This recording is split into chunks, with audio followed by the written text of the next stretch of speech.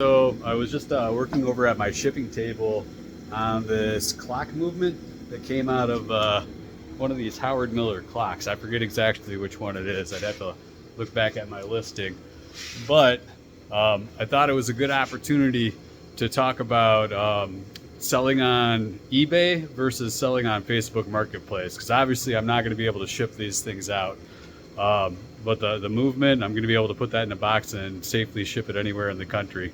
So it's also a pretty good time because this morning I was supposed to have a guy meet me at the barn. This is normally where I do all my pickups. This is where I sell out of.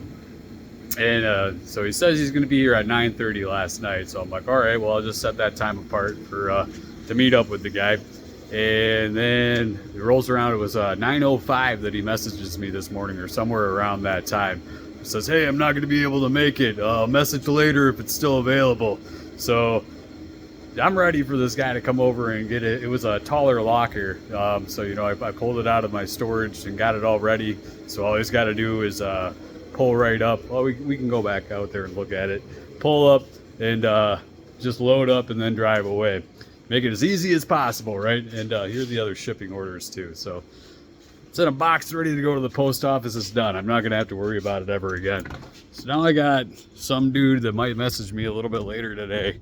It's like, all right, hey man, can I come get that locker? And so what do? It's just right there, right in front of the barn, ready to back your truck up. I don't know if he's got a little Geo Metro, we can strap it to the top of that thing too if he wants to. But you know, $50 for that thing, let's get it gone, whatever. But then they tie up your day like that. So to bring that back to the clocks, right?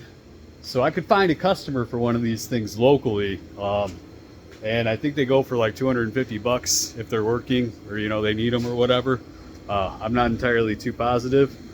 But then, you know, I run the risk of how many no-shows am I going to have for that. I don't get a whole lot, but you know, the ones you do get, you really remember. Or I could rip the parts out of the inside of it and ship it anywhere in the country. So that's kind of one of the things that I've learned over time in doing resale, is that, you know, you really can't rely on even like some of the people that seem like they're going to be, oh yeah, I really want to come get that thing. And then you never hear from them again. Because I'm guessing I'm never going to hear from this guy on Facebook Marketplace again. But I just figured it was kind of a cool lesson to show anybody that might be new to resale or thinking about getting into it, like how these things really break down once you get into the actually handling the sale. Because you know, you get really good prices on some stuff and you can flip it pretty easily, but finding the end customer that's actually reliable and going to show up, because a lot of people on Facebook Marketplace are unprofessional, but when you get onto eBay, you're dealing with a lot more serious of a customer. So in my opinion, if I can ship it 100% of the time, I will choose that over trying to sell it locally. I got this thing I call piano theory. Like, the bigger something is, like the better price you're gonna get it.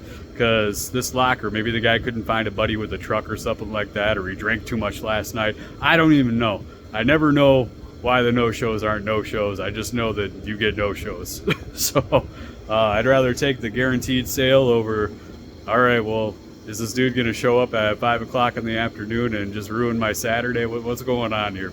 That's all I wanted to share on this one, guys. Thanks.